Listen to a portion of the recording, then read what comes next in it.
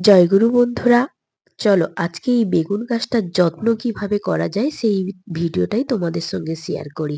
এই যে বেগুন গাছটা দেখতে পাচ্ছ, এটা খুব সামান্য একটু মাটির মধ্যে রয়েছে। কারণ এই গাছটা যখন ছোট ছিল তখন আমি এই একটু সামান্য মাটিতেই বসিয়েছিলাম গামলার মধ্যে। আর আজকে গাছটা অনেকটা বড় হয়ে গেছে, এর এইটুকু মাটিতে হবে না, এর আরো একটু মাটির প্রয়োজন। তাই এই পুরোনো মাটিটাকে আমি 4 সাইড দিয়ে একটু খুবসে নেবো। আর দেখতেই পাচ্ছ বন্ধুরা, মাটিটা কতটা ঝুরঝুরে রয়েছে। আর এই গাছটা যখন বসিয়েছিলাম শুধুমাত্র সাধারণ মাটি আর গোবর সার দিয়েই বসিয়েছিলাম, তাই মাটিটা এখনো পর্যন্ত ঝুরঝুরা রয়েছে। আর গাছটার শিকড়টা চারিদিকে অনেকটা হয়ে গেছে।